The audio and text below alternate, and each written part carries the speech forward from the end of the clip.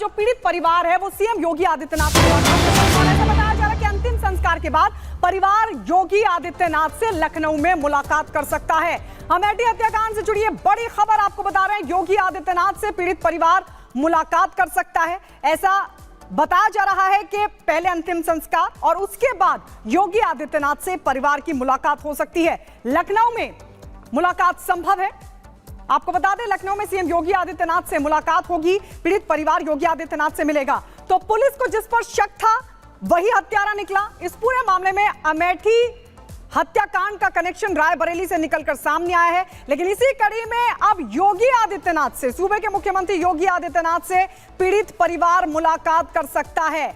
आपको जानकारी दे दें कि पीड़ित परिवार अंतिम संस्कार के बाद योगी आदित्यनाथ से कर सकता है मुलाकात। तो बिल्कुल एक तरफ मुख्यमंत्री योगी आदित्यनाथ पीड़ित परिवार से मिलने वाले हैं, लेकिन आपका यह जान लेना बहुत जरूरी है कि अमेठी में एक ही परिवार के 4 लोगों की निर्मम तरीके से गोली मारकर हत्या कर दी गई। उसके बाद इस पूरे हत्याकांड का आखिर रायबरेली कनेक्शन था क्या? इस रिपोर्ट के जरिए हम आपको यह पूरा हत्याकांड और इसके रायबरेली कनेक्शन के बारे में विस्तार से बताते हैं। रिपोर्ट देखिए।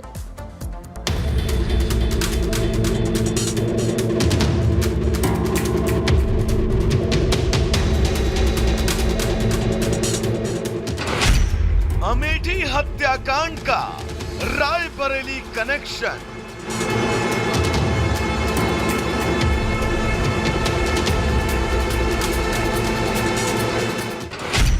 पुलिस ने खोली सामूहिक हत्याकांड की परतें।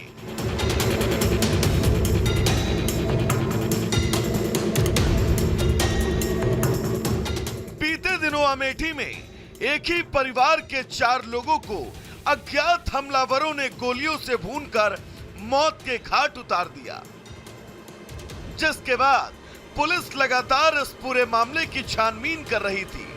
पुलिस ने सबसे पहले हत्याकांड वाले घर पर साक्ष्य संकलन के बाद ताला जड़ दिया और हत्यारे की तलाश में जुट गई। मृतक परिवार मूल रूप से रायबरेली का रहने वाला था, इसीलिए पुलिस ने इस मामले में जांच का जब दायरा बढ़ाया तब एक और मामले का खुलासा हुआ। पुलिस को रायबरेली में छानबीन के दौरान एक मामले का पता चला। दरअसल ये मामला 18 अगस्त का था, जब मृतक महिला ने रायबरेली पुलिस को एक शिकायत दी थी, जिसमें उसने चंदन वर्मा नाम के एक शख्स पर छेड़खानी का मामला दर्ज करवाया था। मृतक महिला का ये तक कहना था कि अगर उसके या उसके परिवार को कुछ होता है तो उसका जिम्मेदार चंदन ही होगा।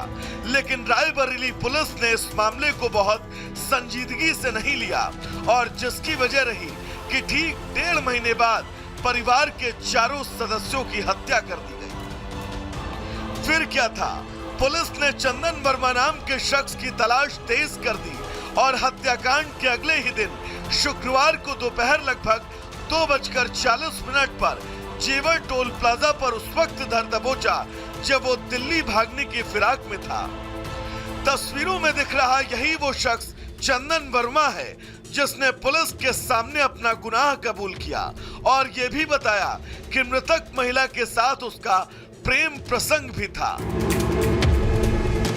अभियुक्त का जो मृतक है उसकी पत्नी से पिछले करीब 1.5 साल से जान पहचान थी, प्रेम प्रसंग था।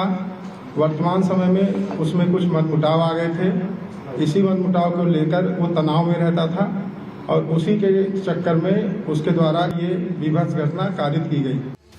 चंदन ने पुलिस को पूछताछ में ये तक बताया कि वह इस वारदात को अंजाम देने के बाद खुद को गोली मारना चाहता था। वो बहुत गुस्से में था कि इसके द्वारा 4 लोगों की गोली मार करके जब इसके द्वारा ये समझा गया कि 4 लोग मृत हो गए हैं, तो इसके द्वारा स्वयं को भी गोली मार करके अपनी आत्महत्या करने का प्रयास किया गया, लेकिन वह गोली मिस हो गई और ये वहां से फिर दोबारा हिम्मत नहीं कर सका गोली चलाने का स्वयं पर, और फिर वहां से फरार हो गया।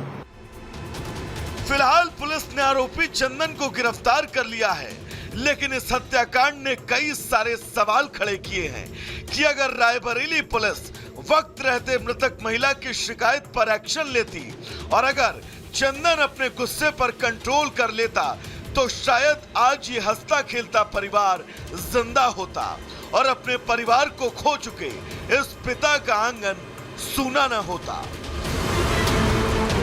Bureau report, Republic Bharat.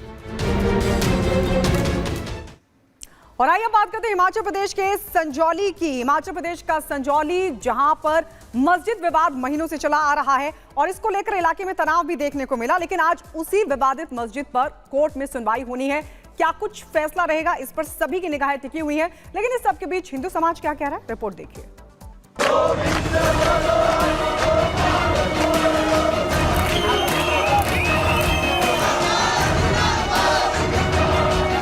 Himachal Pradesh के शिमला में स्थित संजौली मस्जिद विवाद को महीनों बीत गए।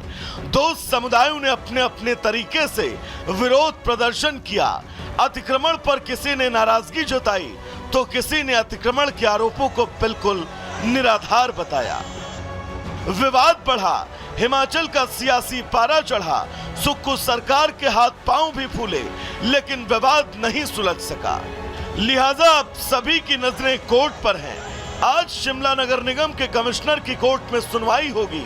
ये कोई पहली बार नहीं, इस मामले पर पहले भी सुनवाई हुई थी, जिसमें मस्जिद कमेटी से लेकर वक्फ बोर्ड से सवाल हुआ। ये पूछा गया कि मस्जिद के ऊपर की 2.5 मंजिल किसने बनवाई, जिसका संतोषजनक जवाब नहीं मिला। लेकिन बाद में निगम आयुक्त ने कोर्ट में आकर लिखित जवाब दिया और कहा वो मस्जिद के अवैध हिस्से को तोड़ने के लिए तैयार हैं। तो वहीं दूसरी तरफ पिछली सुनवाई में कोर्ट ने जांच अधिकारियों से स्टेटस रिपोर्ट भी मांगी, जिसे वास्तुकार शाखा ने 24 सितंबर को ही सौंप दिया और आज इसी रिपोर्ट को कोर्ट के सामने रखा जाएगा। लिहाजा इसलिए भी आज की सुनवाई अहम है कि इस रिपोर्ट में यह निकल कर आएगा 2.5 मंजिला हिस्सा अवैध है या फिर वैध। कोर्ट के फैसले के पहले से ही हिंदू संगठनों ने ऐलान कर चेताया है, अगर फैसला हिंदू समाज के हक में नहीं आता है तो फिर जेल भरो आंदोलन होगा। इसी को देखते हुए शिमला पुलिस संजौली में सुरक्षा के चाक चौबंद इंतजाम कर चुकी है।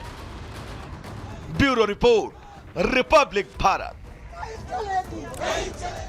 तो चलिए दर्शकों आगे बढ़ेंगे। गुड मॉर्निंग भारत में दरअसल कानपुर के गरबा पंडाल में गैर हिंदुओं के प्रवेश के बाद वहां पर जमकर हंगामा हुआ।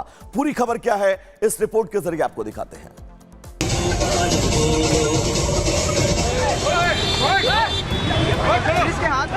सज गया गरबा का पंडाल, सामने आ रहे बवाल।